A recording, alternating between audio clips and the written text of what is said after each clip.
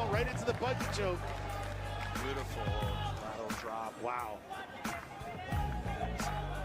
Exceptional. Nice time. Oh! Suplex action. Mica having some fun. Look at the smile on his face. 30 seconds left. Wow. 13 seconds left in this match, Sean Williams. What a match. Mica with the counter. Gets to the top position. 7 seconds left.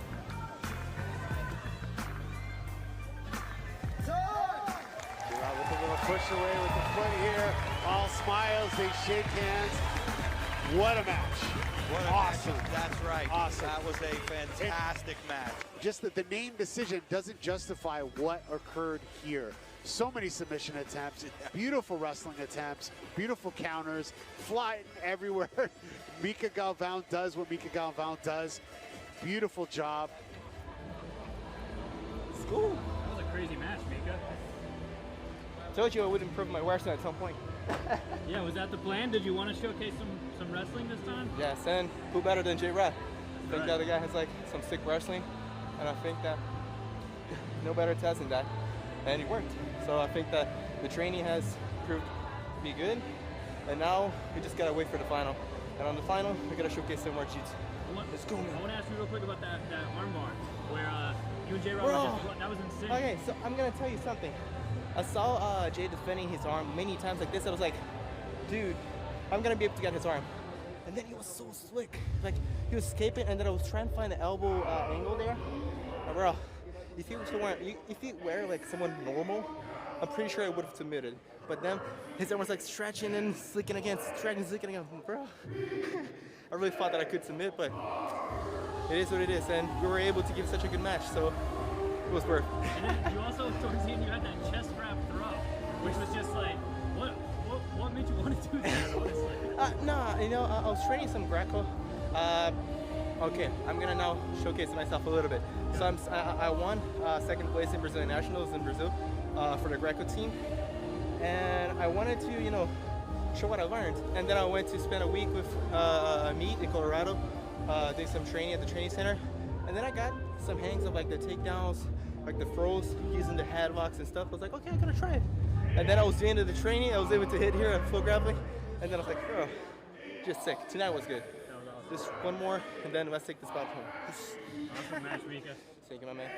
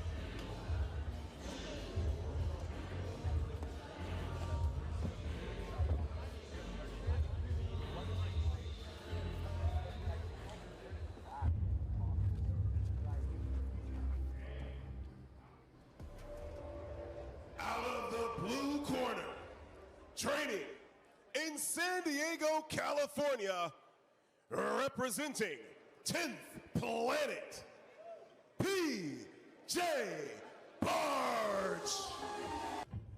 And out of the red corner, training in Austin, Texas, Andrew Tackett.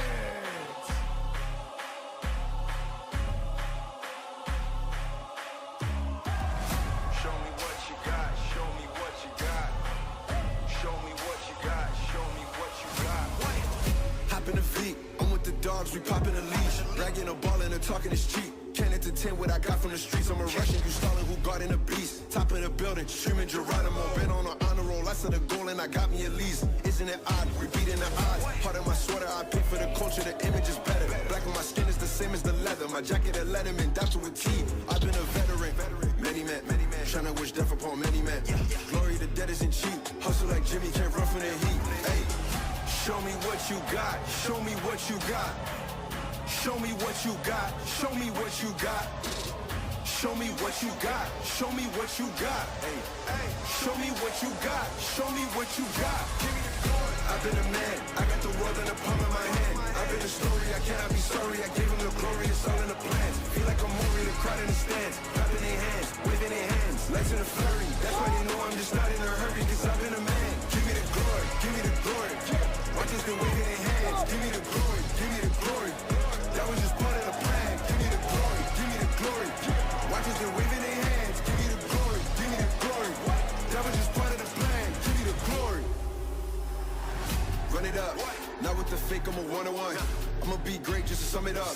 I've been a one, ain't no runner up. I'm sick of the profile. Low-key, I've been about dope now. Still I know it ain't everything, so proud of the way I've been handling those trials. Might be the cosign. I'm a star in the globe, I need more shine. Running in sunny delight, ease. Running like, feeling like breeze. Betty be easing my Jeep. Who you know gotta squeeze on the lead? Who you know rapping that's better than me? My love for the art, the races in Mario Kart. The shots make it deeper than me. Hey. Show me what you got. Show me what you got. Show me what you got. Show me what you got. Show me what you got. Show me what you got. Show me what you got. Show me what you got. I've been a man. I got the world in the palm of my hand. I've been a story. I cannot be sorry. I gave him the glory. It's all in the plans. Feel like I'm over the crowd in the stands. Clapping their hands. Waving their hands. Legs in a flurry. That's why they know I'm just not in a hurry. Cause I've been a man. Give me the glory. Give me the glory. Watch us been waving their hands. Give me the glory. Give me the glory. That was just part of the plan. Give me the glory. Give me the glory.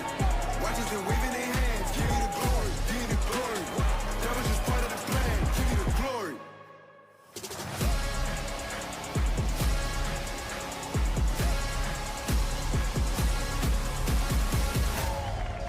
Andrew Tackett is the winner and will face Mica Galvao. Wow. Yeah, wow indeed.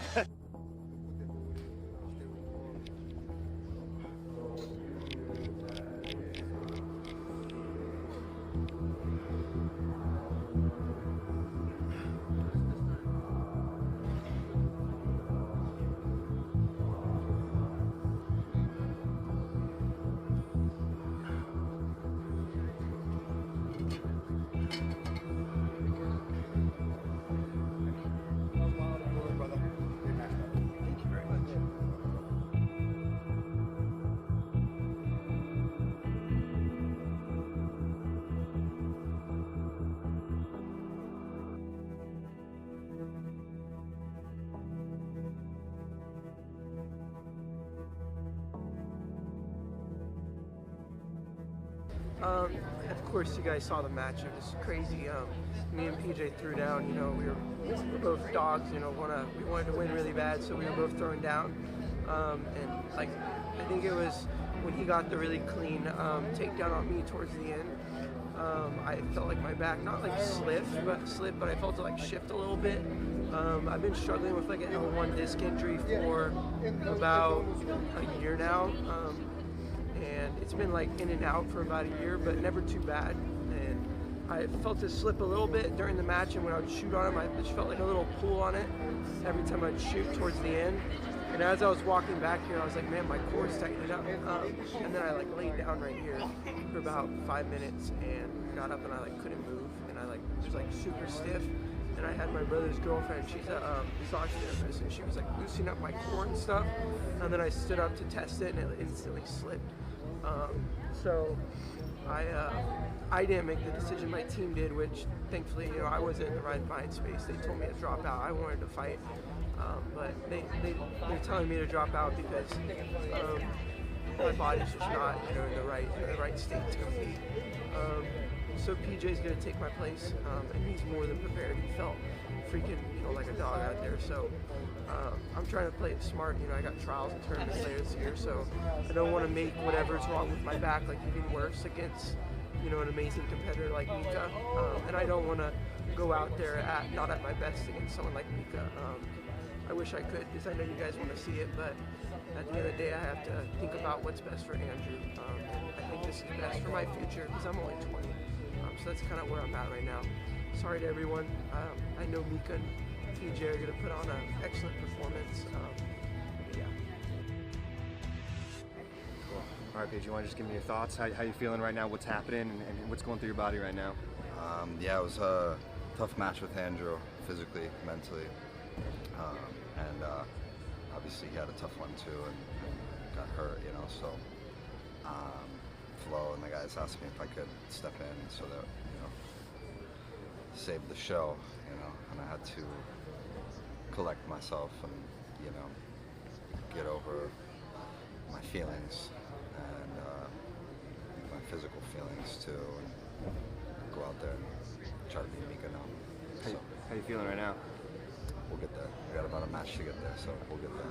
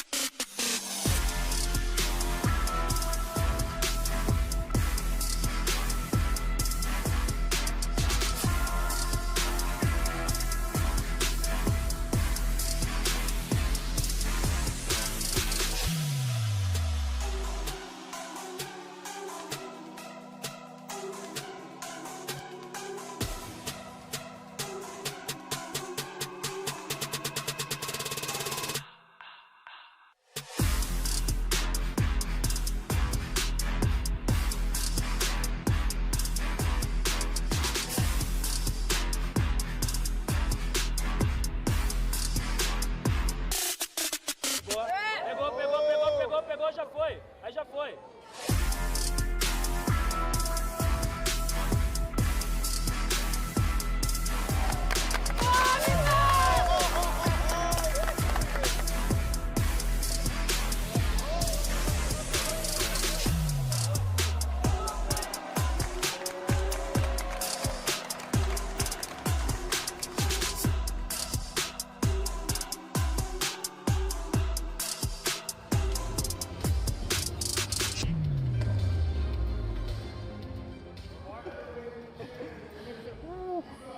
As I said, I think this is going to look beautiful in our school in São Paulo. So whenever you want to see this belt, please visit us in Jundiaí. Right? You got two of them now. Yeah, got two of them now, you see? Wow. Let's see. So, hey guys, come visit us in São Paulo, come train with us. I think that our school is really big there. We have a very good structure, and we would love to have you all there. So, come visit us.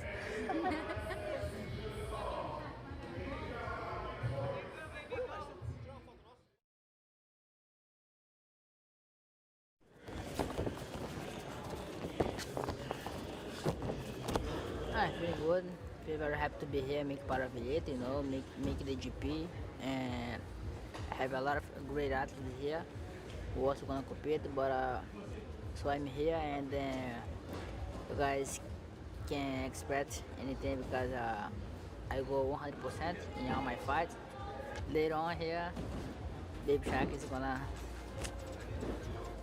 be on fire. Fans, it is time to jump into our first bracket of the evening. The winner of this bracket will be crowned champion. So let's bring out our 145-pound bracket. Out of the blue corner, training out of San Diego, California, representing 10th Planet San Diego, Keith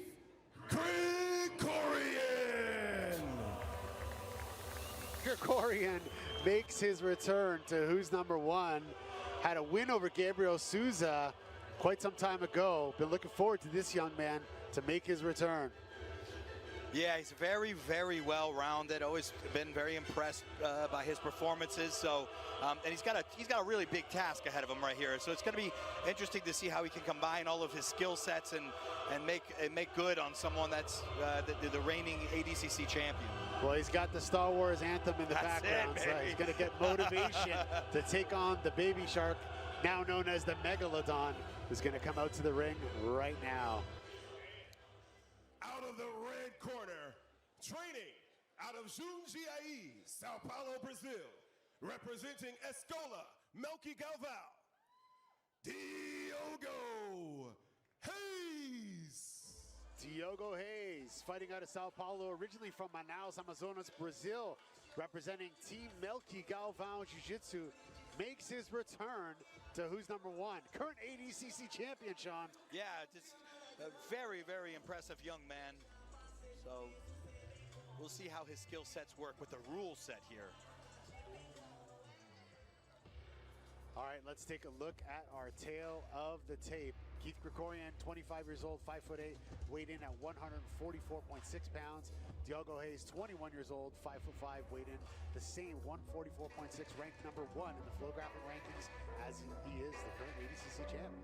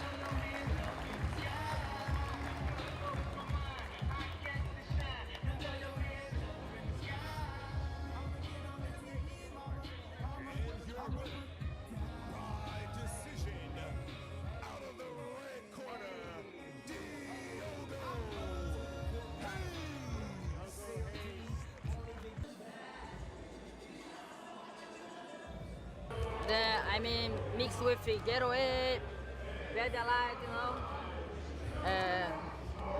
know, Giancarlo. I have to do all the process again because each fight is a difference, so I should prepare now myself for the final because it will be great. Then I'm here, enjoy the moment, enjoy the process that I'm doing slowly until my next fight. It's going to be a rematch for ADCC. You and Gabriel in the final tonight. What do you expect from him in that match? It will be a war. It's the truth because once I was a kid, juvenile, and he was a brown belt, he beat me, and then I could pay back in the ADCC finals. But in the ADCC finals, you know, it's really different because we are adult, we are black belts, so we are professional now.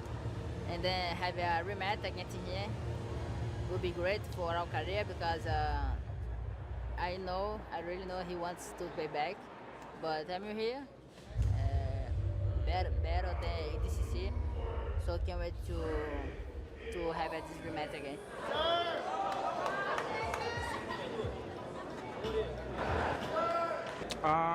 Finally, it's gonna happen.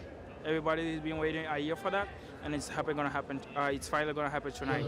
I'm ready. You all saw like how well-rounded I am comparing to ADCC. I'm a totally different athlete in all different aspects. I got better, he got better. So it's gonna be great. I can't wait to see how it's gonna play out, but I'm very confident I can take him down, and yeah. Ladies and gentlemen, the next match is for the 145-pound championship. Out of the blue corner, training in White Plains, New York, representing Essential Jiu-Jitsu, Gabriel Souza. Gabriel Souza makes his return to the Who's Number One mat. Beautiful knee bar over Keith Krikorian in the opening rounds of this bracket. He's coming into a rematch with Diogo Hayes. Yeah, he looked very, very sharp on the first match. Very ready.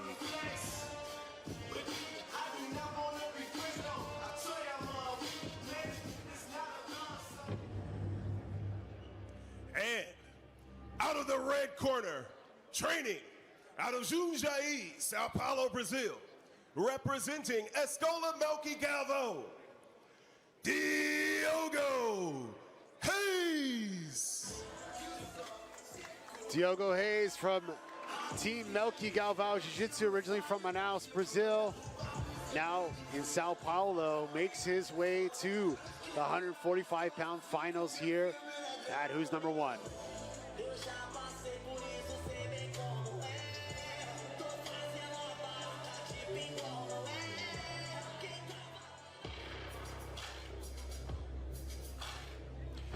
Tail of the tape, featherweight battle. Gabriel Souza, 26 years old, 5'5", 144.2 pounds.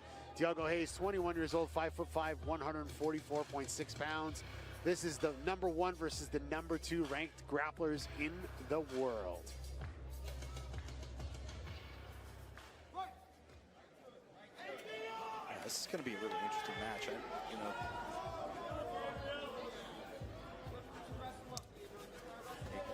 Nice little double Kawuchi to up to the where we're here right now. Had that body lock, trying to get behind Gabriel Souza. It's a good strategy, as you said. Like just the tactics, the beautiful tactics around the back right away. And you mentioned it, his grappling sort of experience. That was just a beautiful tactical display of a guard pull to double Kawuchi, and then right up on the wrestle up, and now he's on the back here, threatening the back. Yeah. Gabriel Souza cartwheels out of that. Yeah, he chains things together so well. And, yeah. And he keeps consistent, steady pressure in that.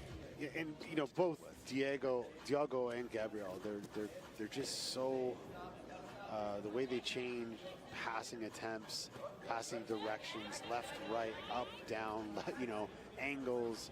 It's just so fluid. There's no stopping.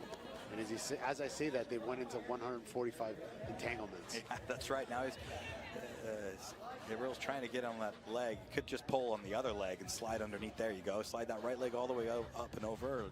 Very nice on that short hook situation, but Diogo, he went right into a knee bar there. This is the knee bar that we, you know, he was able to submit Ash Williams with. And Diogo using that opportunity to get on top. I really like how much Gabriel is opening up. Yeah. And just in general, both matches so far, just doing a great job. Some of the other events, though, you know, put a big emphasis on submission attempts. So you see people get positionally dominated in the last 20 seconds, go for an ankle lock. And that's not what we want to see here. Diogo Hayes continuing to attack Gabriel Souza now, trying to push him away with those legs. Yeah. Nice little arm attack there, trying to invert. Stacked up there pretty well. So Diogo now putting together some really nice passing, sliding by the knees, getting the drags. Gets the back now. Yep, round to the backside. Bring his head up and to the front. He's gonna chase the back if he does. There he's go to the back of the turtle.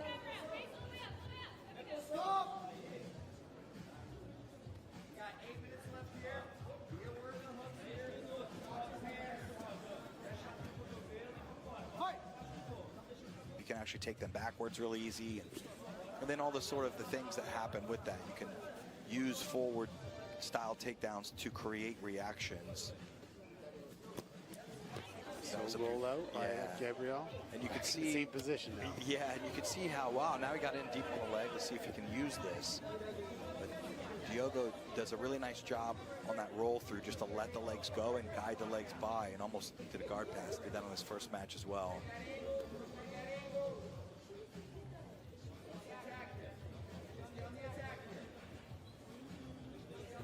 Be out now.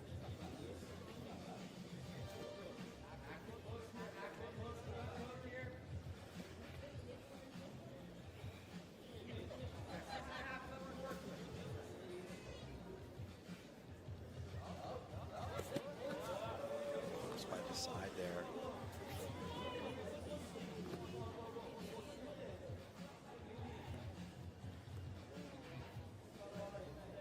to drop the chest now. You see when the shoulder line gets past that 90-degree line, now he's got it. Now he's got the shoulder line flat. You can see.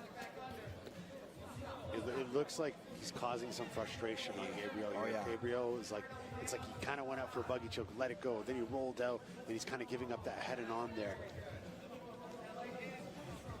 And Diogo's, look at that. Look at the footwork there. That's beautiful. Is that underhook, he transferred over to the other side, turned it into a far side underhook. You got to watch this punch out now. Yeah.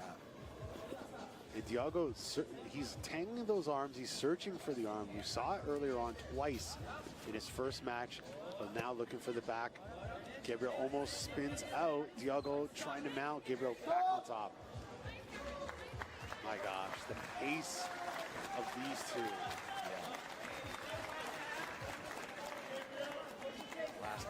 Those last several exchanges were definitely in Diogo's favor, so a lot of really nice passing, near back takes.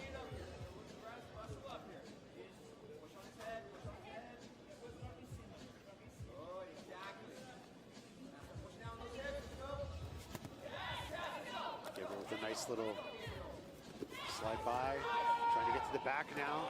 Diogo throws him over. Has the arm, it almost look. Oh, and Gabriel with the arm and head like a floor trap, had the arm bar there for a sec. Very close. So the judges are favoring Diogo, but that last exchange happened right at the time where they made their decision. I wonder how they're really thinking about this right now. That was tight. That was. If I'm not mistaken, that was probably one of the closest submissions of the match.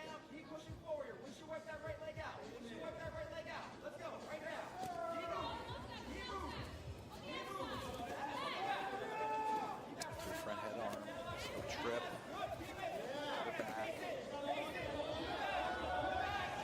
See if Gabriel can stay sticky enough here. I like that right underhook. He's got to keep Diogo from turning. That's what that hand clasp was trying to do. Let's see if he just loops his leg over to the mount too. Diogo back on top. Yeah, beautiful recovery. 4 minutes left.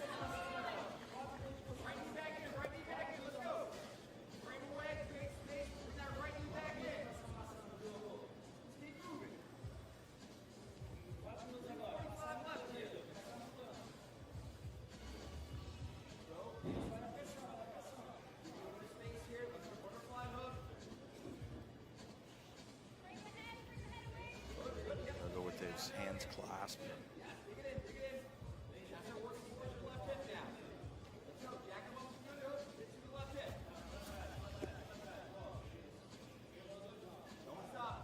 And he's got that the near side underhook on the right.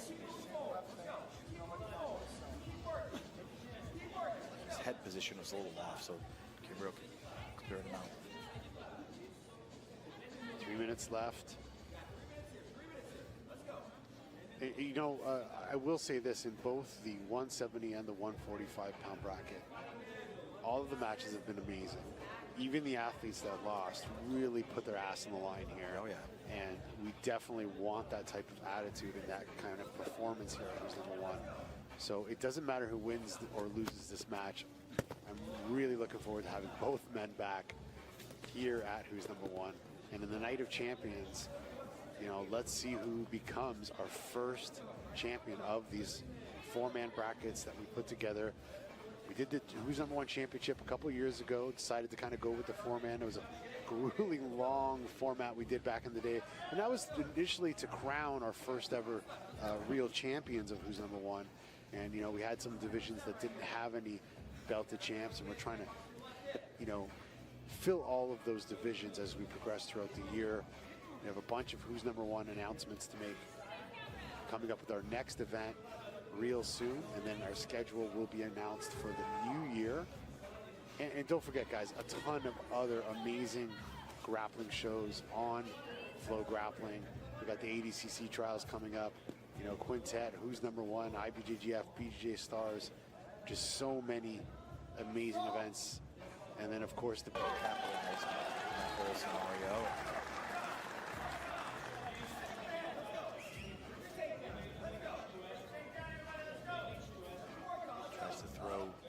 underhook by does Gabriel Souza.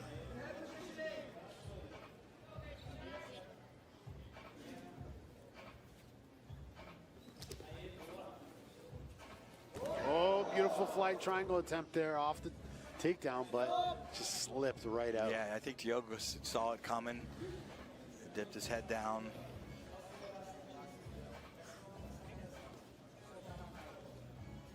Fight!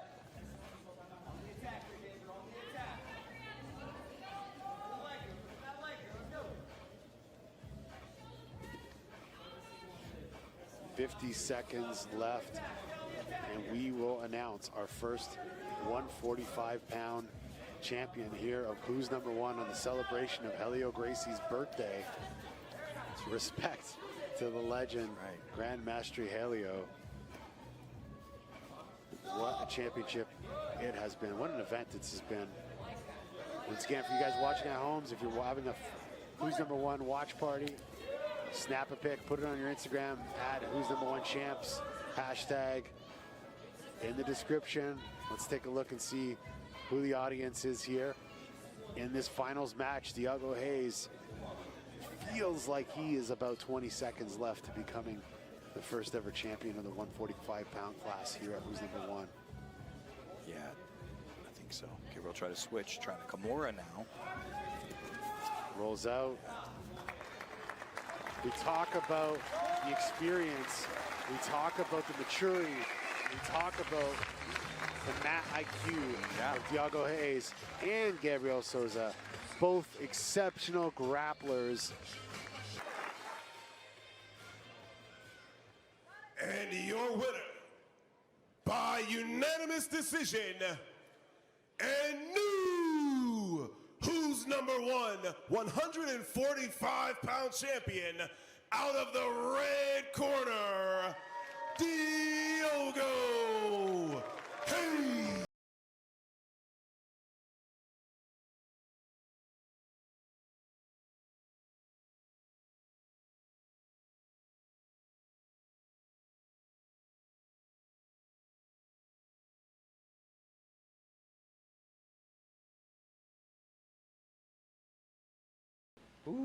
Yeah, another great day.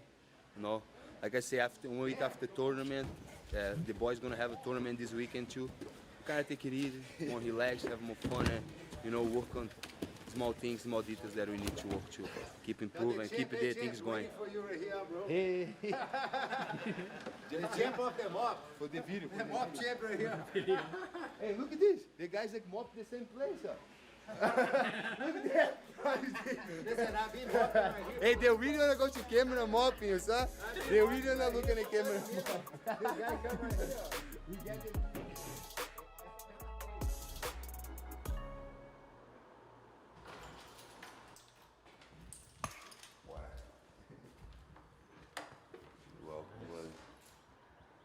Welcome to Marinho's house. Now, my dogs, they are in the room, but now we're gonna make some breakfast, you know, eat well, and then lift some weights. Let's go. What's like a typical breakfast for you, Pedro?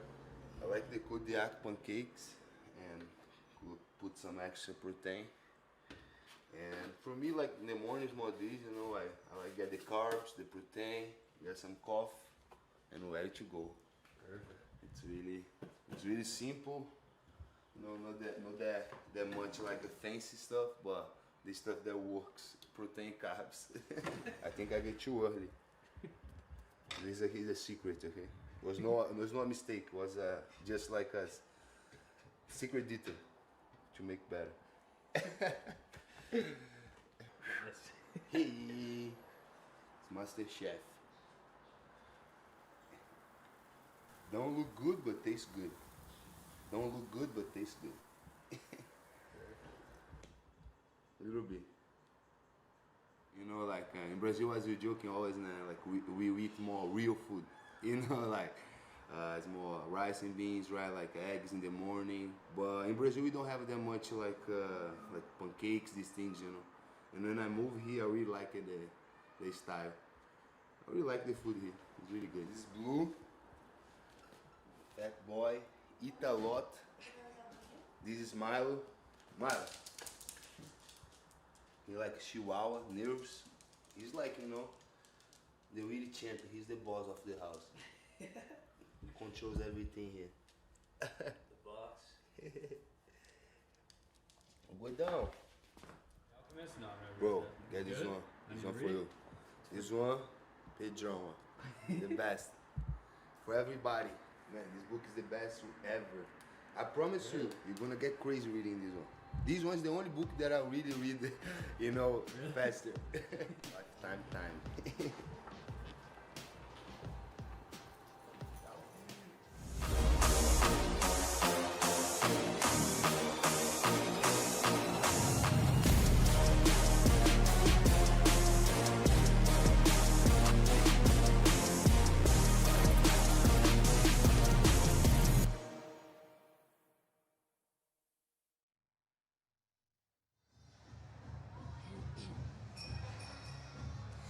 Hello and welcome to Who's Number One 21. We are here in beautiful Austin, Texas. Tonight we're here at the Palmer Event Center where we have a huge crowd ready to go for an incredible night of fights.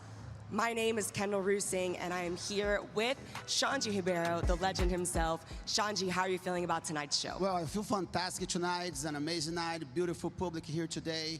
It's the last event of the year. Who's Number One 21, Pedro versus Lovato. You know, we're back in Austin, the capital of Jiu-Jitsu, ready to roll. Now, tonight we have an incredible main event of Pedro Marinho versus Rafael Lovato Jr. for the light heavyweight title. How are you feeling about that match, Shanji? Well, you know, I feel great about it. I feel confident, you know, but Pedro has always been kind of an underdog, but he always step up to the occasion. He's an absolute champion. He is the champion of the division. You can never count the guy out. He has amazing wrestling. We all know his guillotine is lethal. You know, Rafael, ever evolving, that timeless jiu-jitsu, great wrestling, great guard, great passing. So it will be great. Me as a coach, of course, I'm very excited for that. I know, I was gonna say, you're a little bit biased when it comes to this match, Shanji. You're gonna be in the coach's corner tonight, is that right? Oh, definitely, you know. I'll be doing this for you guys, having fun with this, and then later on I'll be yelling for him.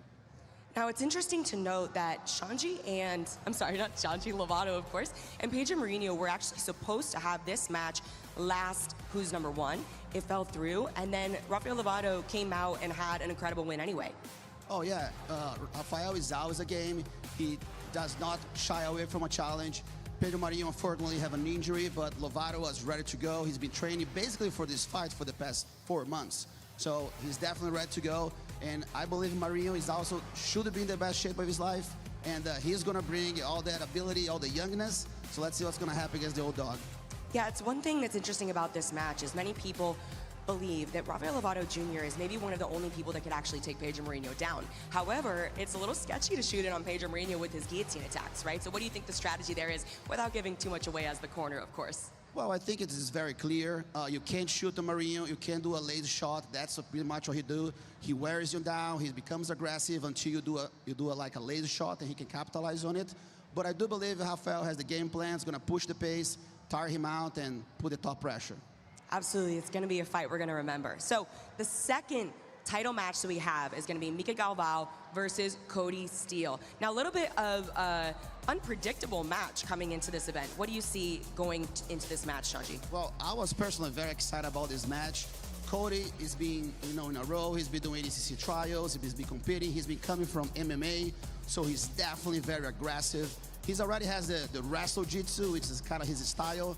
So I think for him, he needs to keep a good pace, but also don't get sloppy, all right? Because Mica is known for take a leg, take a limb. You know, I'm super excited, especially for that one.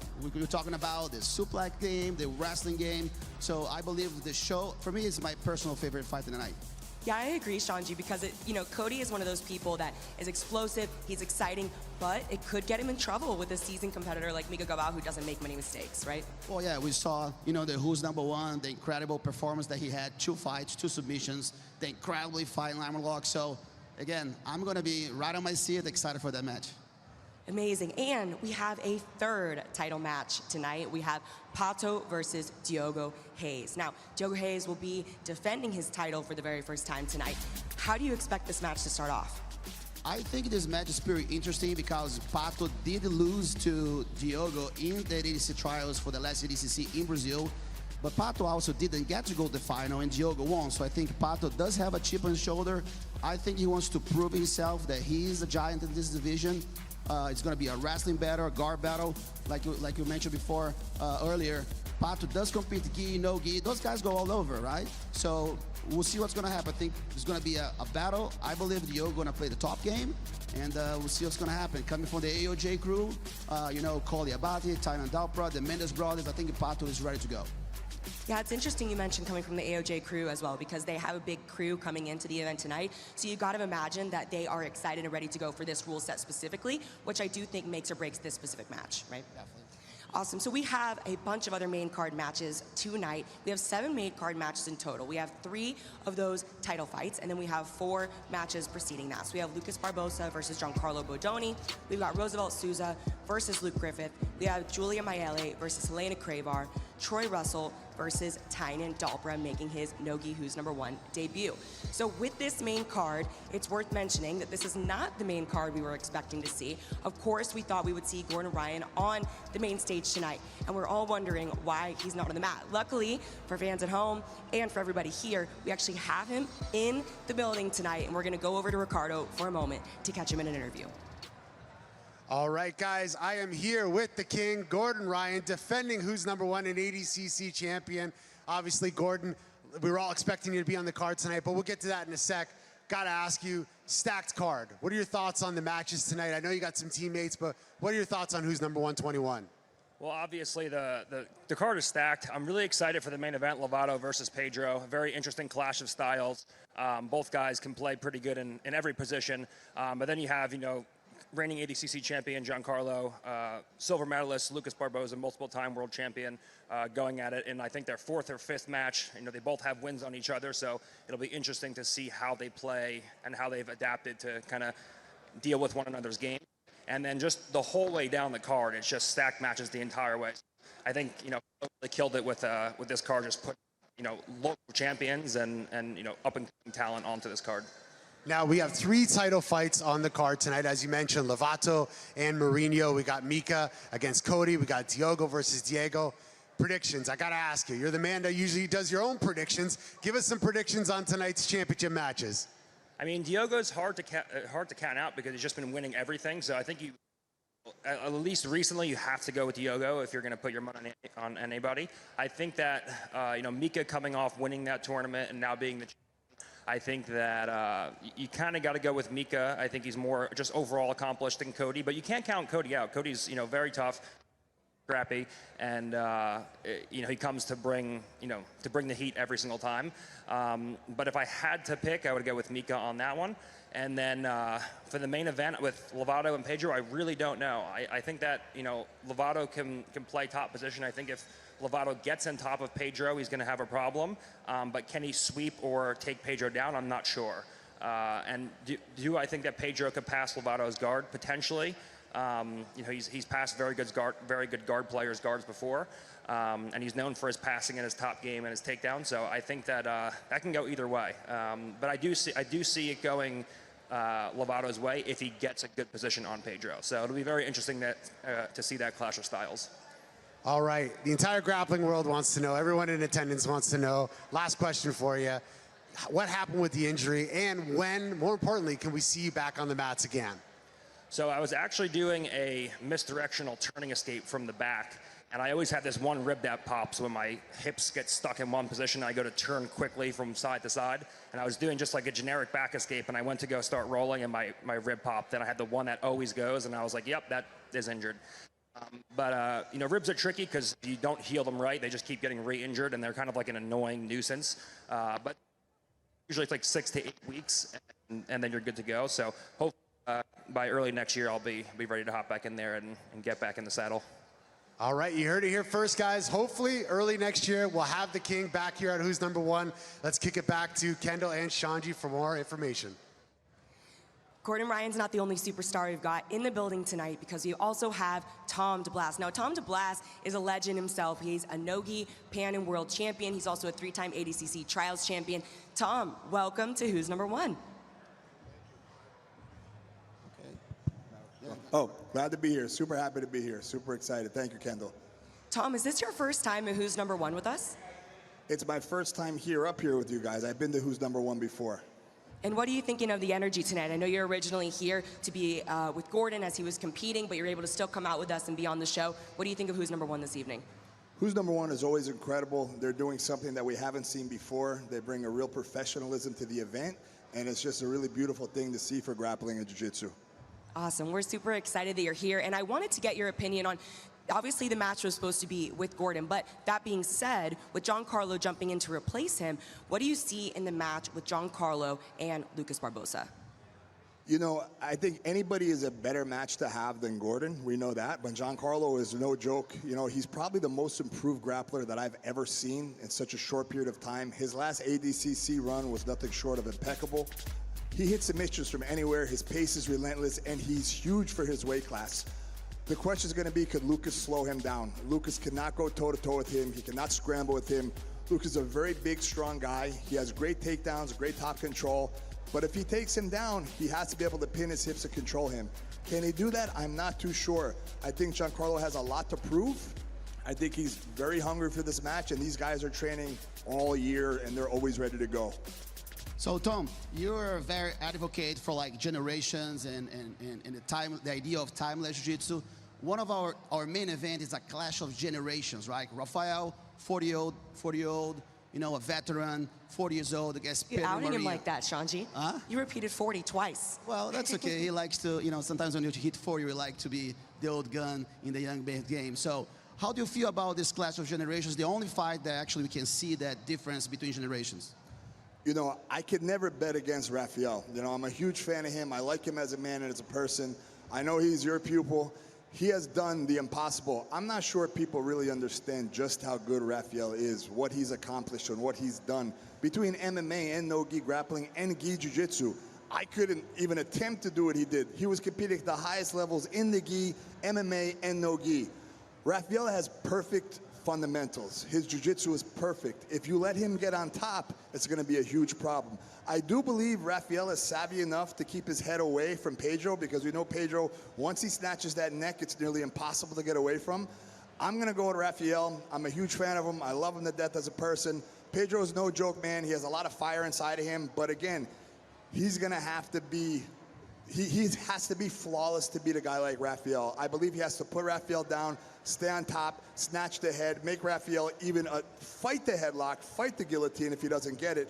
But I think Rafael is, honestly, I think he's hungrier than ever, man. I think he really has something to prove. I don't know why he has something to prove, but he feels he does, and that's a scary thing. Awesome, thank you. All right, Tom, we are super excited that you and your family came out tonight, but don't go anywhere because we're going to go over our undercard athletes right now. Before we have our main card, we have our undercard show playing tonight for free on all of our social media. So you guys can check out that card for free. Just a heads up, though, that as the main card begins, you're going to want to head over to your subscription to catch all the action. Yeah, in today's undercard, we have Ian Butler versus Nick Mejia, Mia Funegra versus Janice Rosso, Estevan Martinez versus Reese LaFever, and the clash of the ADCC Trials, Dominic Mejia and Owen Jones, UK versus America. Yep, we have a little bit of action on that last fight, as we mentioned, with the Trials winner and runner-up that we're super excited to see here on Who's Number One for free on all of our social media. As soon as you guys go to the main card, get that subscription going so that you can make sure you don't miss all the action. Now, before we go, we have one other exciting thing to let you guys know about. You might be noticing that we're missing a normal face up here, Jake Watson. He is normally on our show, hosting the pre-show with us, and he's missing out tonight because he is home with his family. He just had a brand new baby. We see the Watson family up on the screen, and we even got a Flow Grappling t-shirt here on Little David. Jake, we really miss you. We can't wait to have you back, but we know you're well needed at home. All that to be said, guys, we are so excited to get into the action. Thank you all so much for joining us here in Austin, Texas, or at home. We'll be right back with all the action, and we'll get back to it with Ricardo and Sean. Don't go anywhere.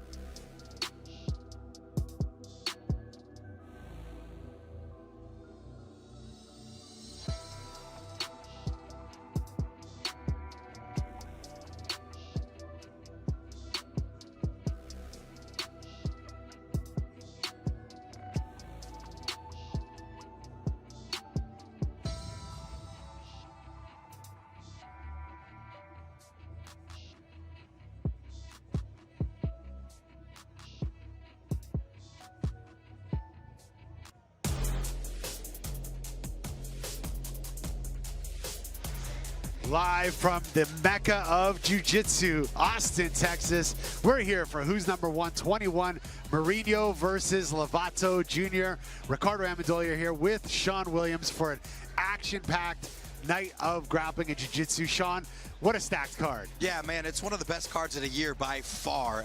It's going to be exciting from start to finish. We have some youngsters that people may not have heard of on this undercard. They're going to be crazy. And then the main card, we've got some debuts. It's just an incredible card within the 3 title fights. Probably, I'm thinking 2 of them are going to be tactical masterpieces. So we're in store for some good stuff. An exciting night of action here at Austin, Texas at Who's Number 121. Before we show our rules video from Reed O'Connell, we're going to take a moment just to discuss an actual contest for first of its kind here on Flow Grappling. We have the first contest of its kind. If you want a chance to win one of 3 signed athlete posters and a 1-year Flow subscription, you can enter with 4 simple steps. Have a public profile on social media, make a feed photo posting a post showing us where you're watching or how you're watching the event tonight. Use the hashtag WNO21fans on the post and tag Flow Grappling, and that's it. You can post from at home, or if you're live here in Austin with us, I'll be posting mine later tonight. Sean Williams might be getting his social media up and running tonight too again. But we're going to kick things to Reed O'Connell for the rules video of Who's Number 1. Welcome to Who's Number 1, the premier proving ground for the world's best grapplers. And now right here on this very stage, 2 grapplers will enter and only one will leave victorious. All matches are 15 minutes in length, except where otherwise noted, with no points, no advantages, and no interruptions. Just elite competitive grappling. There are 2 ways to win. The first is, of course, the most preferred, by submission. And here at Who's Number 1, all submissions are legal. Heel hooks, arm bars, twisters, and beyond, the world's best have all the tools at their disposal. And if at any point either competitor taps, the match is over. But if there isn't a submission, we will rely on 3 neutral side judges to determine a winner. Their decision will be based on our Who's Number 1 judging criteria, which is unique to this match. Now, above all, we are looking for aggression. That means never taking a backward step and moving forward at all costs. We're looking for dangerous submission attacks. That means attempts that will result in a near submission, okay? Leave your 50-50 ankle locks at home. We don't need them. And if it doesn't result in a reaction or a hyperextension, they simply won't count.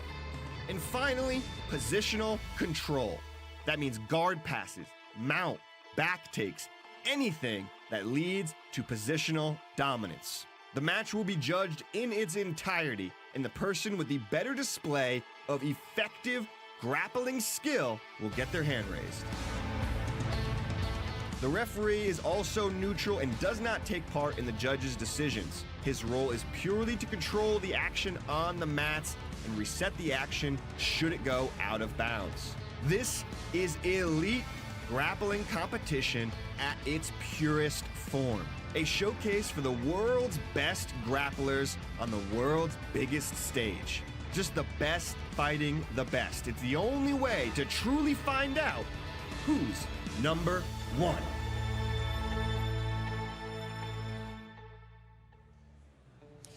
Good evening and welcome to the Palmer Event Center in Austin, Texas for Tezos Who's Number 121, Pedro Marinho versus Rafael Lovato Jr.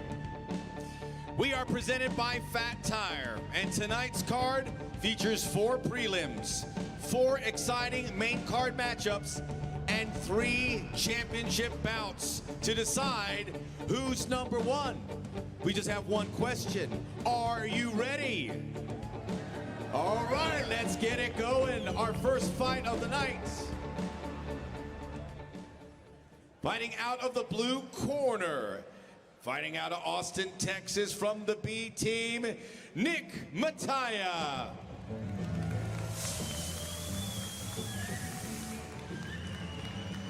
Nick Mejia makes his Who's Number One debut tonight at Who's Number 121. A lot of buzz about this young man. Yeah, he's had some a good successful run at the trials recently. Looked really good on top. So we'll see what he's got to display here tonight.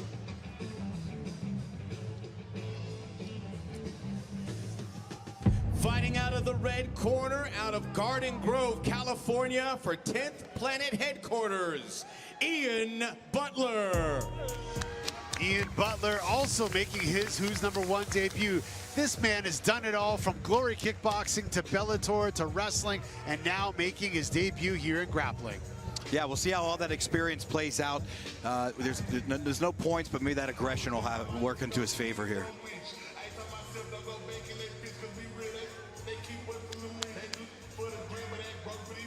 All right, our head official, Gabriel Martinez, getting ready to kick things off here. Last minute instructions. And here we go. Nick Mejia, the red and black rash guard, black shorts. Ian Butler, very colorful rash guard. Yeah, Mejia is already showing some nice elbow ties here. See how he's winning all the collar ties almost immediately. He's winning all the tie-ups with it. He's pulling those elbows in to get rid of that shoulder post. He's got a little over tie, but you can see he's addressing everything nicely in standing up a little bit close to range for my favorite, but he's addressing everything very nicely right now. Ian Butler coming out of the Silverback Wrestling Club, training at 10th Planet with Eddie Bravo. Nice single leg pickup and a nice whizzer defense by Nick Mejia there. Yeah, it was a nice Uchimata to get himself out of any potential danger from that underhook there. He's looking to body lock now.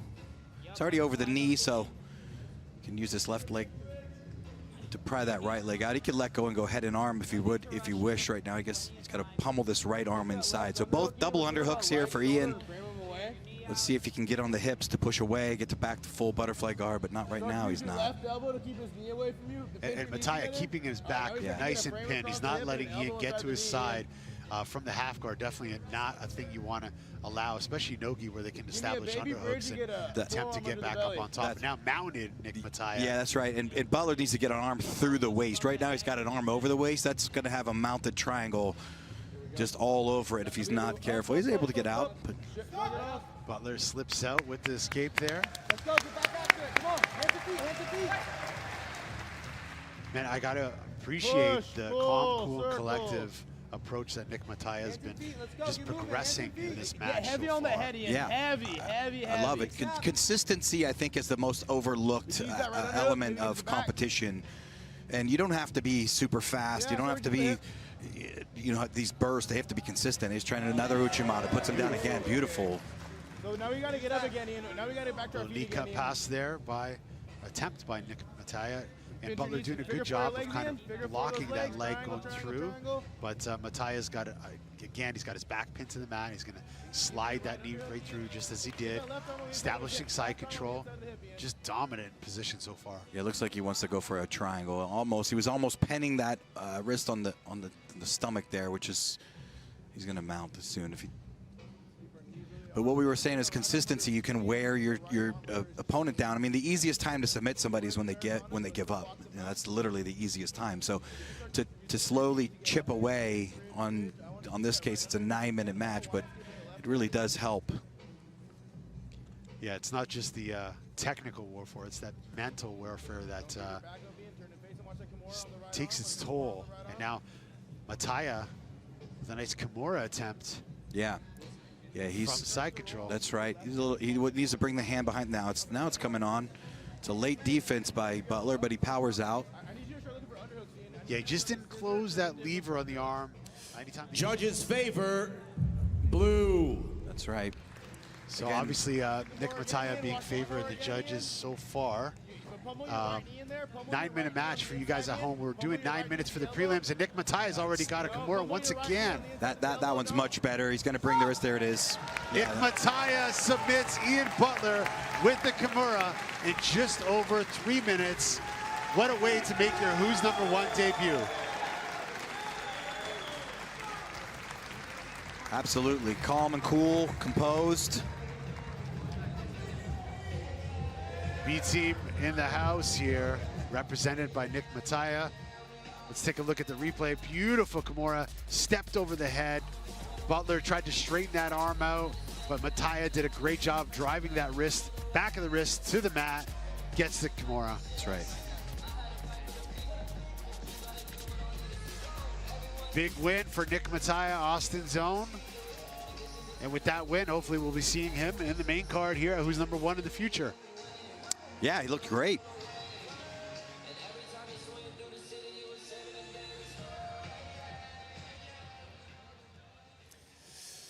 The winner by submission in the blue corner, Nick Mejia.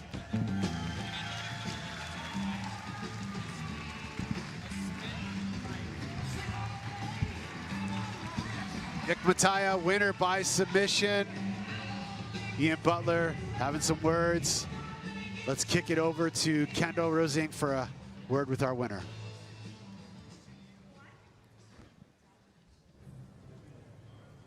Nick Mejia, congratulations on an amazing submission victory. Did you know you get Tez coin if you get a submission?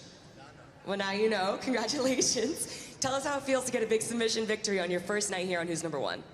It feels pretty good. I'm just thankful to be out here for these opportunities and thankful that I got B-Team out here training me every day, getting me ready. So obviously a big local favorite here. Tell us what it means to have this big showing on an entryway on your first night. What should fans know about you? What should we get to know about you as we start to watch you grow your game on the Flow grappling stage? They should know that I'm always on the offense, always looking for the submission, constantly pushing the pace. Never a boring match, so more of that to come.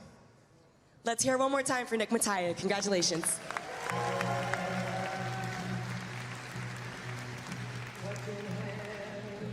This Tezos Who's Number One is brought to you by Tezos, the energy efficient blockchain and official partner of Flow Sports.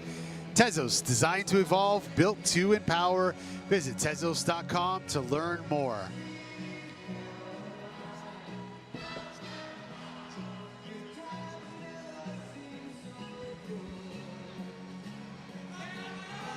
All right, coming up next, a battle between Mia Funegra of AOJ versus Janice Russell. Don't go anywhere.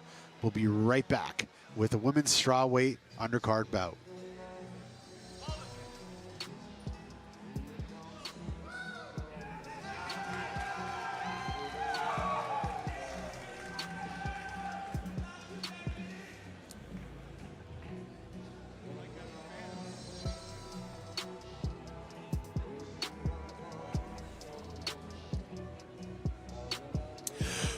Our next match is in the women's strawweight division. Coming out of the blue corner, out of Austin, Texas, representing the Fight Factory, Janice Russell. Austin's own Janice Russell making her Who's Number One debut here at Who's Number 121. Yeah, Janice Russell, I don't know a lot about her, but she's got a wrestling background and she's training out of a very good camp in Fight Factory, so should be very well rounded on the wrestling and the legs, so it'll be interesting to see what she's going to bring today. In the red corner, training out of Costa Mesa, California, representing Art of Jiu-Jitsu, Mia Funegra. Mia Funegra makes her Who's Number One debut as well, representing AOJ out of Costa Mesa. Yeah, Mia, very decorated juvenile career, so stepping up into the sort of pseudo-adult division, only 17 years old, so we'll see what she can bring.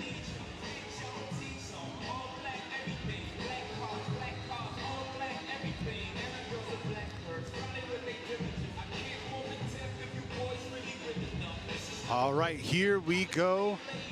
Women's strawweight match. Once again, prelim match is now 9 minutes. Funegra on the right, Janice Russell on the left. As Sean Williams mentioned, Janice has a wrestling pedigree. She actually was an All-American wrestler at 101 pounds in 2018. NWCA bronze medalist. So no coincidence she's playing the top position. Now opting to the bottom as Funegra gets to the top. Yeah, I think she slid a little bit there. I think she was looking for a leg, but didn't quite get the positioning set up to get entered. into the leg. Now she's finding herself, it's almost an Ashigarami. She's going to have to push away. But Mia hanging tight with that right underhook. We'll have to put her right knee on the mat and start to bring that knee backwards. That'll get rid of that Ashigarami. Battle of art of jiu-jitsu versus Brazilian Fight Factory. You see that passing a la Rafa Mendes with a little leg drag, one-handed.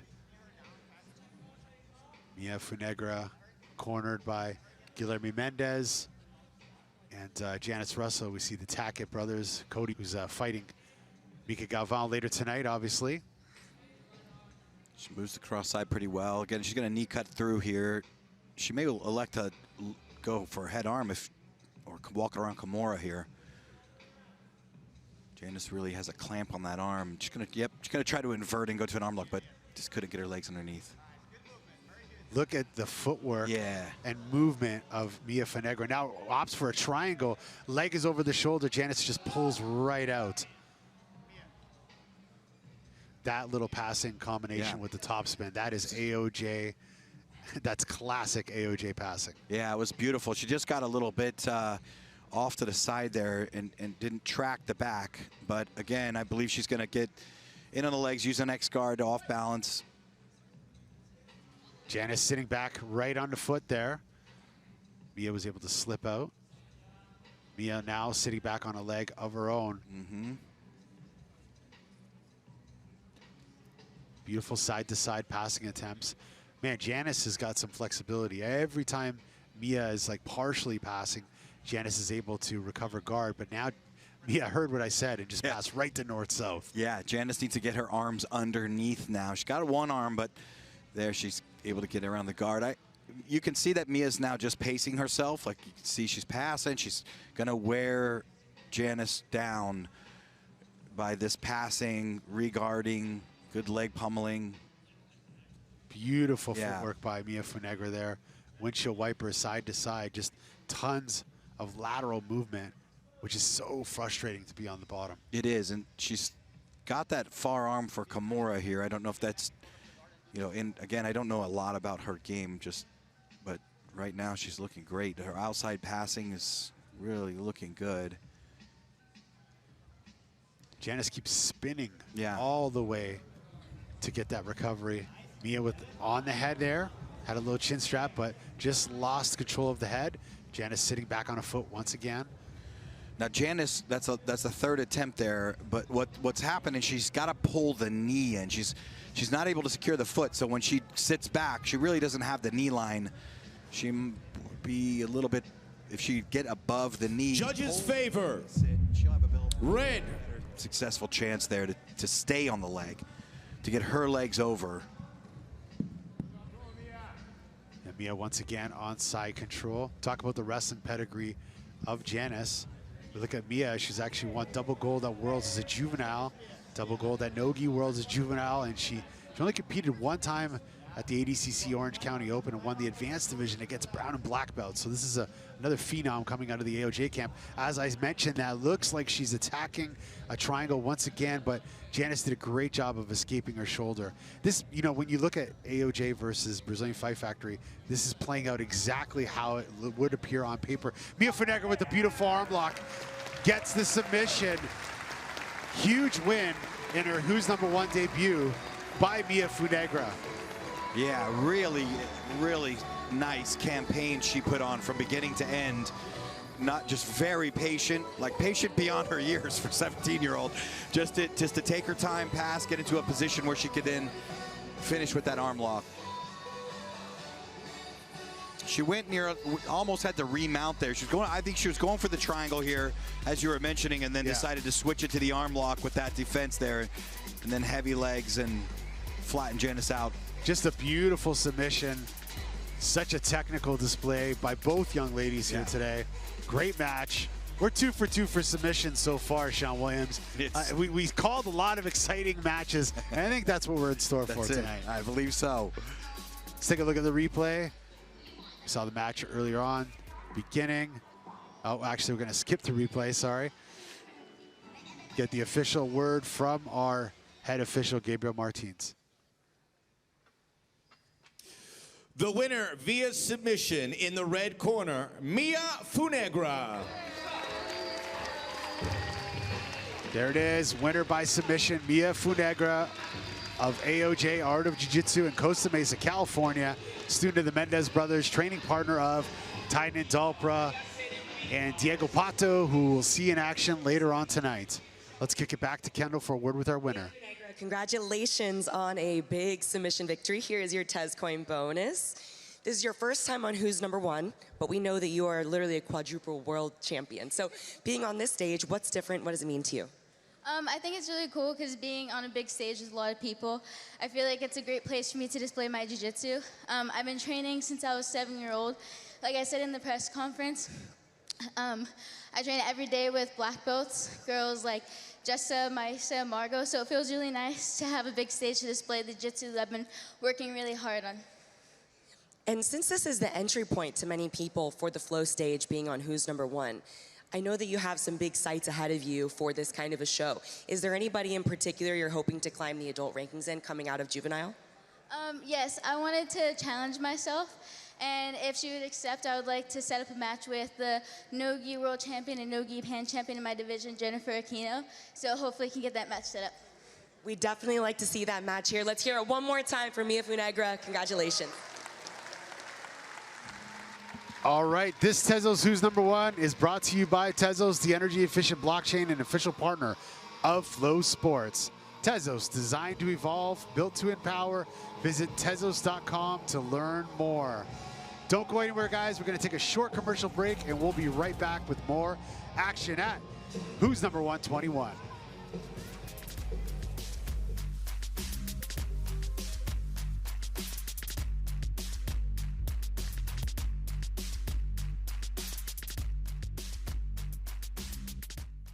The Tezos blockchain is designed to be different. It's built to be powerful, but flexible, allowing even the most rigid of frameworks to evolve and update over time. It's a network built to last, designed to seamlessly adapt to the mysteries of tomorrow. Stronger today than ever before, and even stronger tomorrow. When great new ideas emerge, Tezos will be ready. And so will you. Tezos, designed to evolve, built to empower.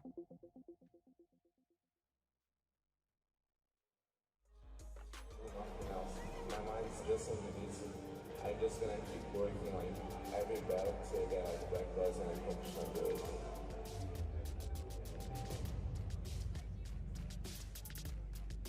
When you're doing those hard moments, it's when you really get to know yourself.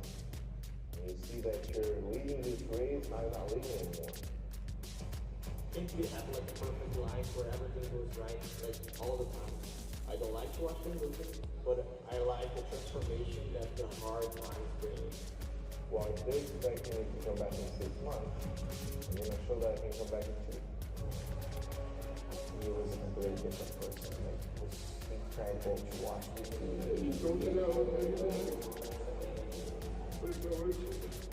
know that it's not even close to where he was meant to be in the picture. If I got this far, I can go even farther. I don't even feel like I'm on my prime yet. Well, I'm only warming up. This is just the beginning.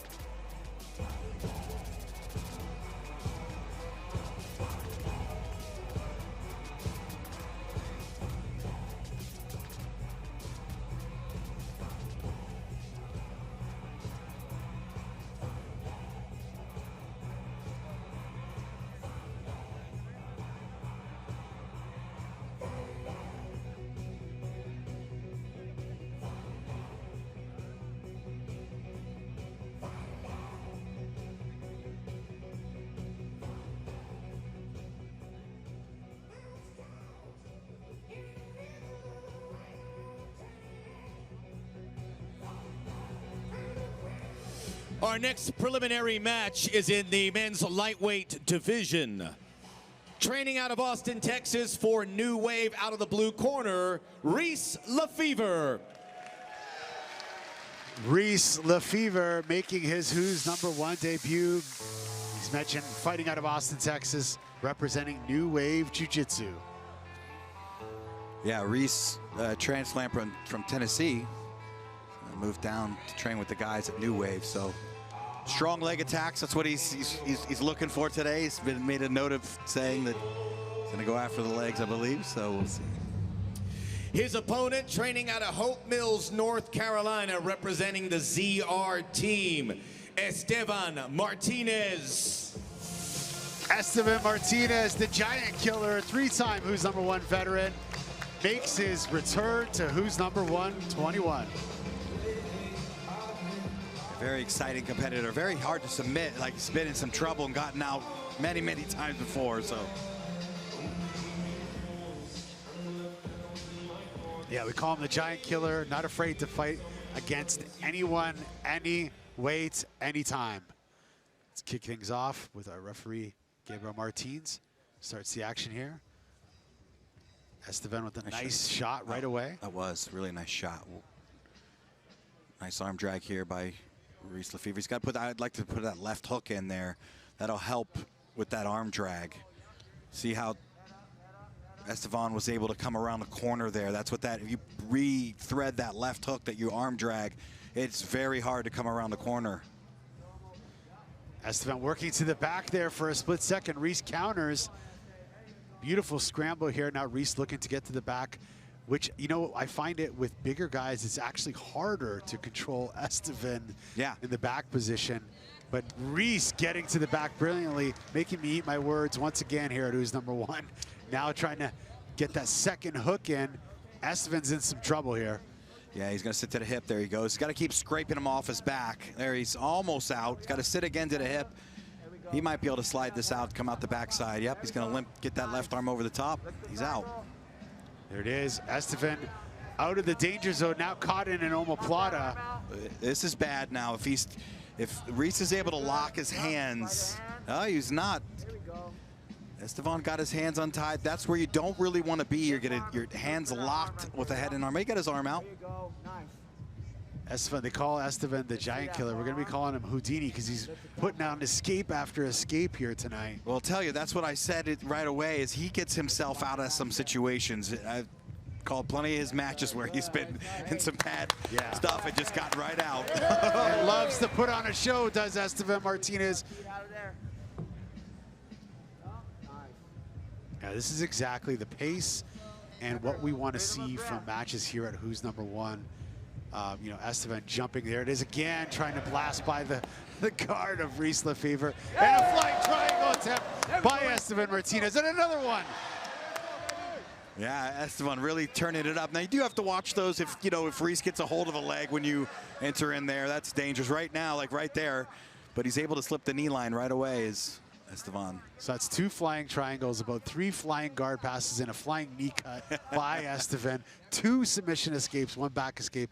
He's just racking up position after position and attempt after attempt. But Reese LaFever, again, looking very calm, cool, collective, and just snagging any limb that he can after all of those transitions occur. Now he's trying to pull the knee line in, but couldn't quite get it again. Good Reese there.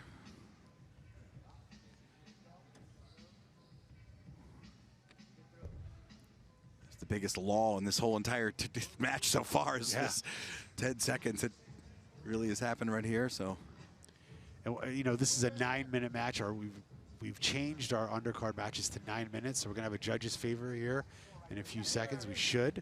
Every 3 minutes we're supposed to have the judge's favor. But yeah, it's kind of hard to see who would win. Judge's favor, blue. Okay, Reese LaFever. Crucifix position here. He's going to try this one-handed rear naked most likely, but and Estevan's got to try to free the left arm and face the legs. He's got to bring the knees to the floor. He doesn't need his arms free, to be honest. He can just use his legs to bring those legs over. Left leg goes under the legs, and then the right leg sort of lassos over the top. He's turning a little bit the wrong way. It's going to be unless he frees that left arm, he's trying to turn into Reese right now. Reese did a good there. That's a little bit better for him to turn into that side. Man, he just keeps escaping submission after submission, but he keeps going into another one. Yeah. But we've seen him in the past, like, be able to keep this pace, so. Yeah.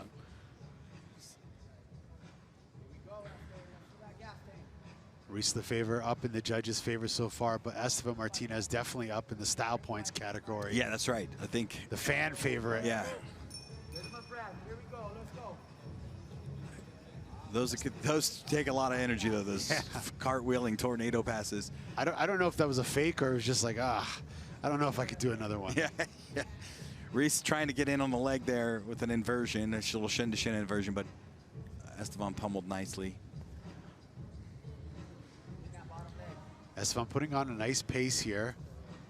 Reese using that size advantage. Estevan driving him right back to the mat. Looks like his hand might be deep on the guillotine. Yep. Not quite. Once again, Reese LaFever shooting that leg over the shoulder. Looking for the triangle, inverted triangle attempt from this position, it looks like. You're going to the leg now, I would assume. He's going to lose that triangle. And then lose the omoplata. There's the leg attack follow-up. But then look at that. Estevan's ready for it.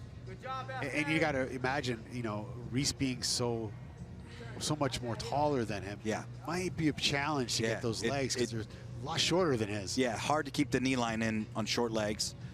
But we'll see if, you know, also being tired also has a direct implication on how many times you can take your leg out. So Reese is doing a good job of pacing himself. He's not really going frantic. He's been consistent the entire time.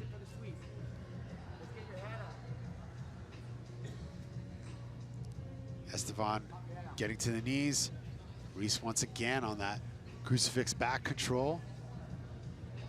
Got a nice trap of the arm with his legs. And Estevan using the opportunity. Judges favor. Blue.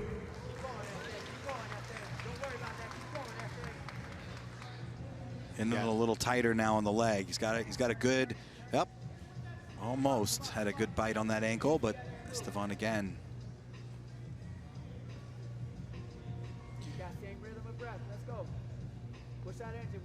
2 minutes, 35 seconds left in this match. I gotta tell you, I'm liking the 9-minute matches. I do too, I agree. I think it sets a good pace. I think it calls, and it's actually more action in some of the, than some of the 15-minute or even 30-minute matches, but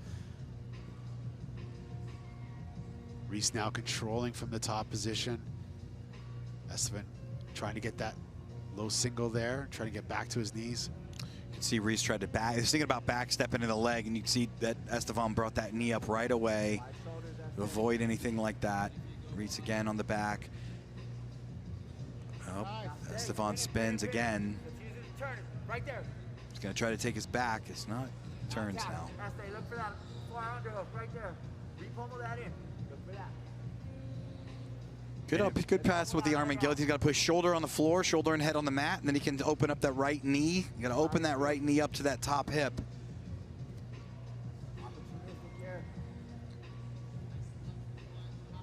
Still trying to invert to get to the back as far. He's got to be careful getting his knee stuck in there now. He's got to bear trap it on the wrong side. That inside calf slicer could leave your leg vulnerable to a knee bar, so he's got to be a little bit aware. Try to bring this left knee behind. There he does.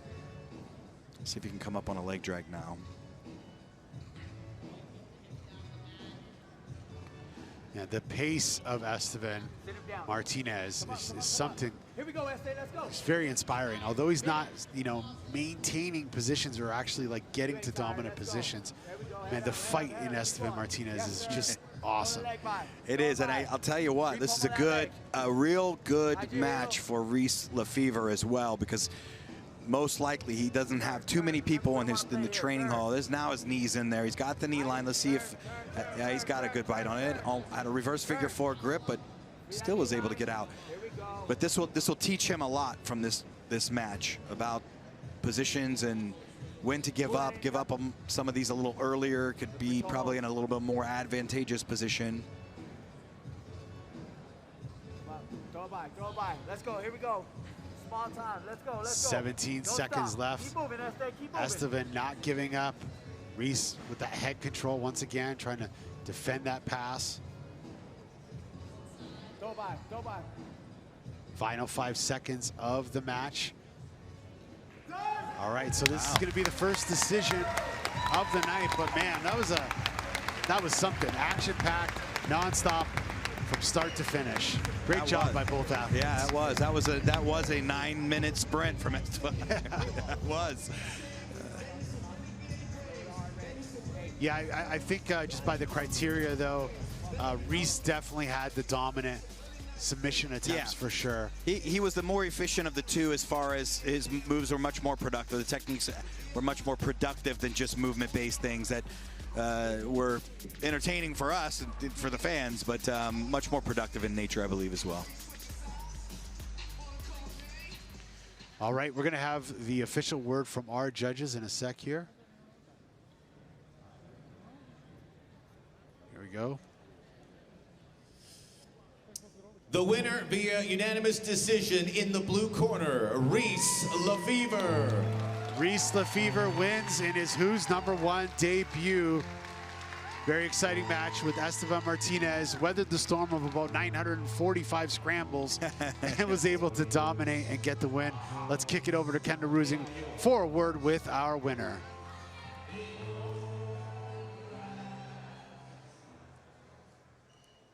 Reese LaFever, congratulations on your first victory here at Who's Number One. Now, before we get into the questions, is there anything you'd like to say about your first performance here on Who's Number One? Man, you know, I was trying to prepare as much as I could to submit Estevan. He's a tough little dude, man. It's hard to submit. Give him my best shot, you know. This isn't gonna be the last time you see me. Yeah, Estevan Martinez is notoriously difficult to submit, right? We've seen that many times. So what was your game plan coming in? Was there somewhere you thought you'd be able to exploit? Even in the match, was there a spot you'd be able to exploit? Yeah, so at first he was shooting low. I tried to attack front headlocks. He did a good job defending. I was trying to get into cruise fix, you know. I successfully got there a couple times. I thought his arms, like I said, would be a bit bigger, but, you know, overestimation on my part. Yeah, it was definitely harder than I expected. Even though it was harder than you expected, it was definitely exciting for the fans. So let's hear it one more time for Reese. Congratulations. All right, we talked about the contest that we got going on. Don't forget to use the hashtag WNO21fans. Share it on your social media feed.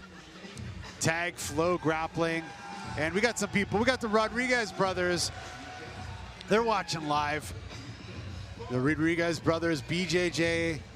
They got home from hard training, but they're excited to catch tonight's Flow Grappling show. Amazing. All right, this event is presented by Fat Tire, America's first certified carbon neutral beer.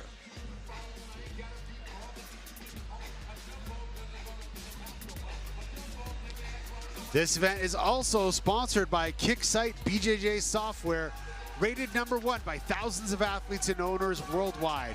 For nearly 20 years, Kicksite has helped jiu-jitsu academies make their business better with billing management and website design services. Visit kicksite.com for a free 30-day trial. All right, guys, we're gonna come right up with our final undercard match. Owen Jones versus Dominic Mejia, the battle of ADCC trials, UK versus USA. Don't go anywhere, we'll be right back.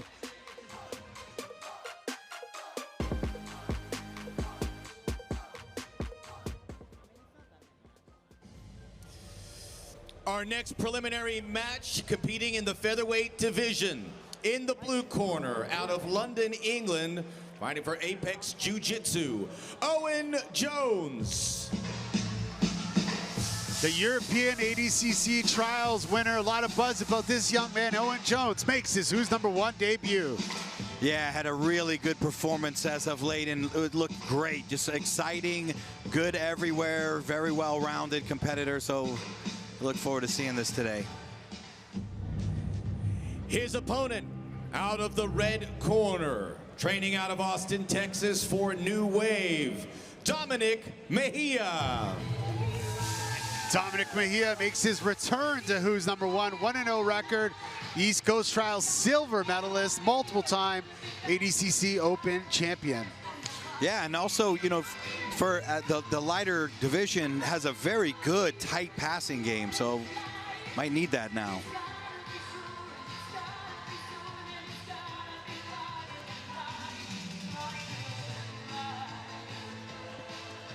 All right, here we go. The most anticipated match in the undercard for sure. A lot of buzz about this one. Owen Jones opting to pull guard right away. Dominic Mejia, a little bit of foot stomp, a little bit of guard passing attempt there. These guys were getting a little chippy in the press conference yesterday, Sean.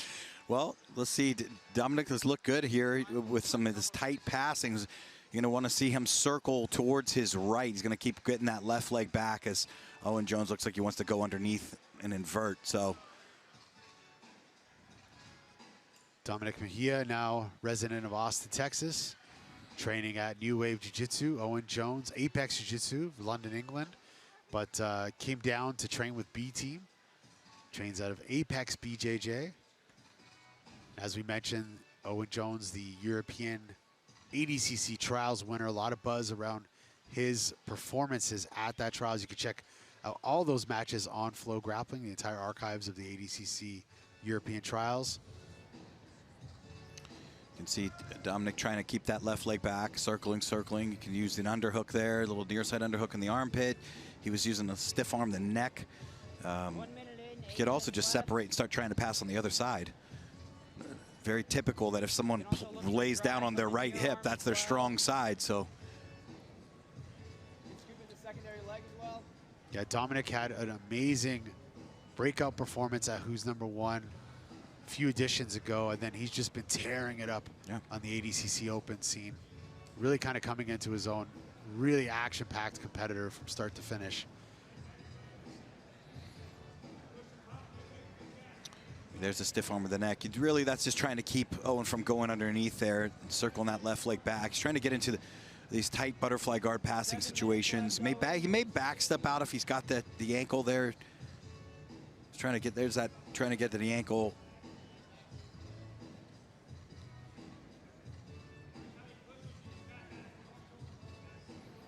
Dominic really trying to make sure he controls that left leg constantly of Owen Jones. Yeah, that's what really basically slows down that inversion, is to keep that leg at bay, and then you're working to try to get over the knee line. But there he goes. Either that left leg goes into the middle, that inversion happens.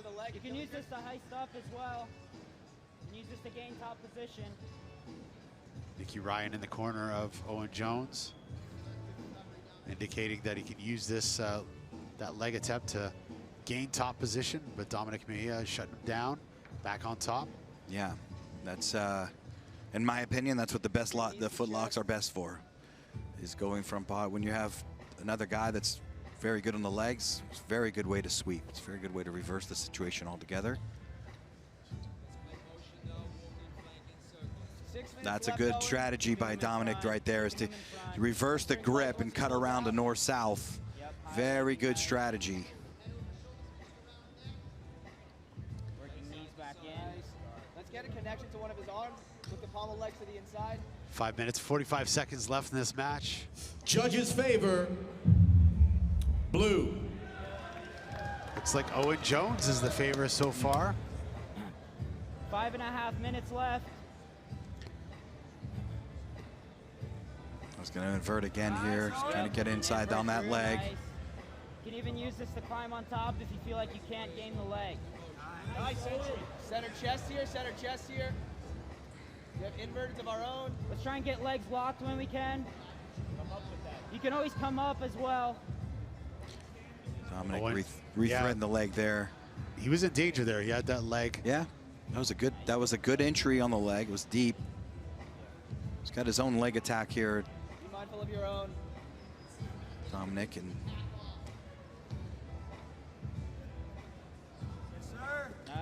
4 minutes, 50 seconds left. Owen's starting to pick up the pace now. Yep.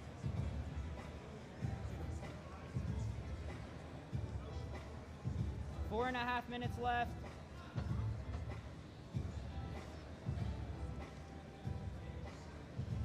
You see Dominic put that right foot behind that other leg and try to lift it up out of place. He's shot a triangle.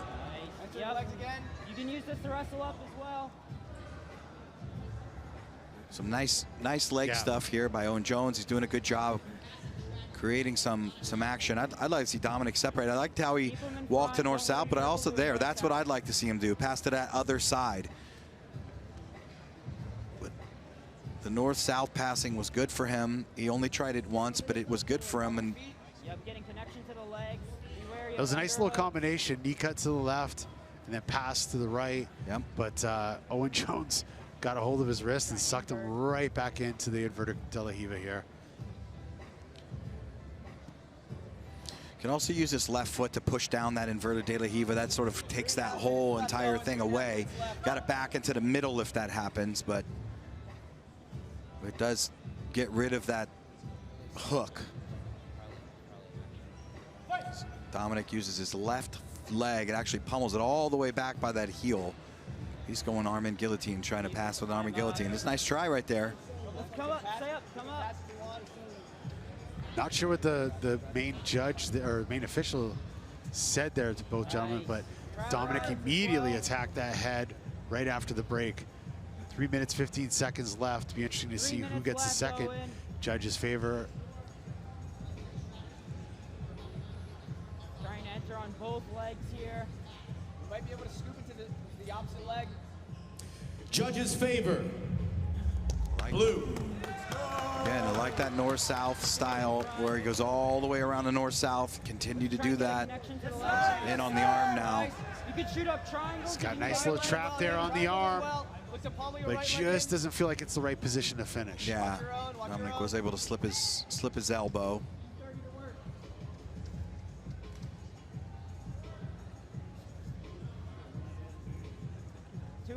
Nice, again, rolling guillotine, try to pass, attempt to pass, but couldn't get his leg free. Might be able to invert underneath here.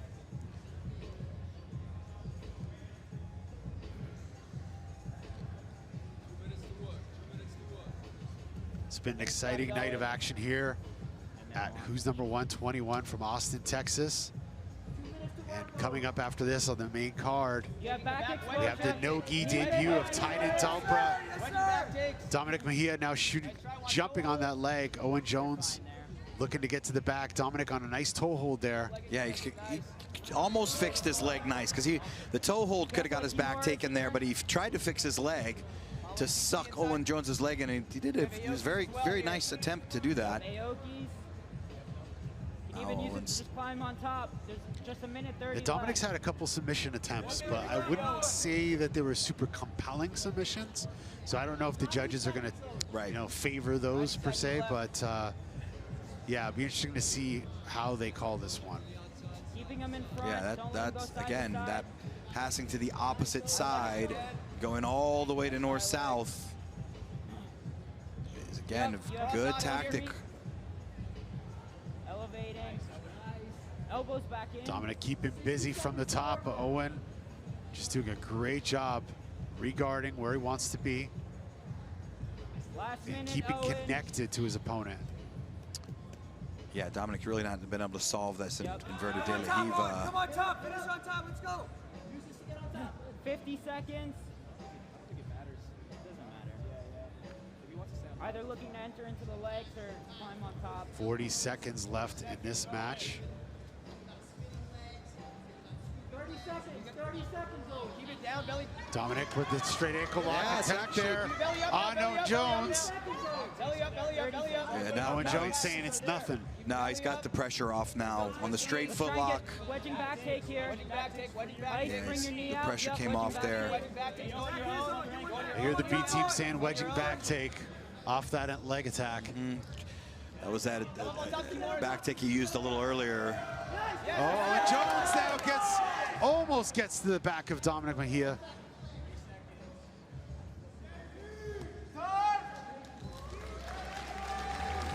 Another action-packed matchup here at Who's Number One. Owen Jones was twice the favorite in the judges' favor, but Dominic Mejia had a lot of submission attempts towards the end, so it'll be interesting to see how they scored this one. Owen almost got to the back there for a split second. Yeah. But Dominic ended up inside his closed guard. Chippy match, Battle of USA versus the UK.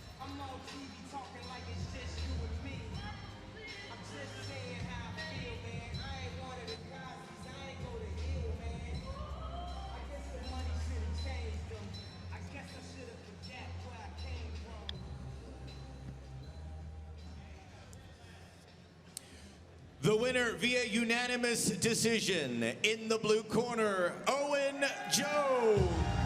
Owen Jones from the UK gets the win by decision in his Who's Number One debut. Big win for this young man. What the momentum he has from ADCC Trials to Who's Number One. Let's kick it back to Kendra Rusing for a word with our winner. Owen Jones, what an entry to Who's Number One here, but also our ADCC Trials champion. This is just the first of what we can expect from you, I'm assuming. Yeah, for sure. It was a fairly boring match. I'm sorry about that. He was just camping in headquarters, but I tried to get some subs going, but showed British Jiu-Jitsu's on top, Americans down again. Let's go. So in the press conference, we had a little bit of back and forth. You know, finalist and champion of Trials, you the UK representative here. What do you have to say after that match, after representing your ADCC win? Yeah, I mean, he said that European Trials was easy, but clearly couldn't be the Trials champ, so must not be that easy, right? But good stuff from him. I think it was a fun match, but hopefully next one will be more exciting. What would you like to see for yourself on Who's Number One after making such a great entry and having such a big year coming up in the next couple of months? Yeah, I mean, I think for sure one more match, and then after that, I think I want that for the title. So I think Johnny Gripper would be a good option. Climb the ranks, he's a vet. So take him out, and after that, go for the belt, which obviously will be decided tonight. We'll see who has that. Awesome. Let's hear it one more time here for Owen Jones. Congratulations.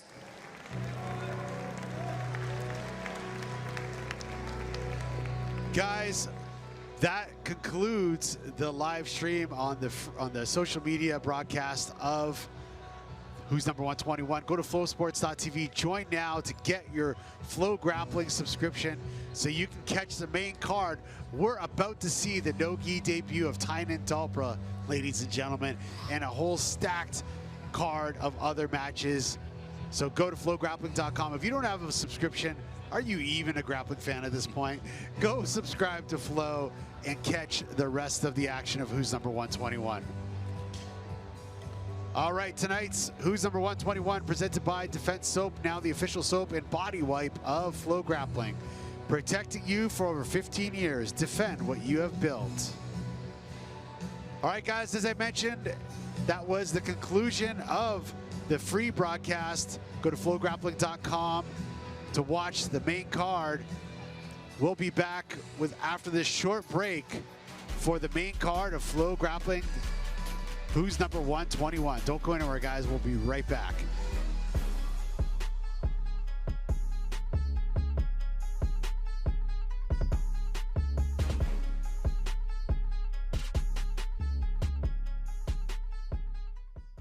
Is designed to be different.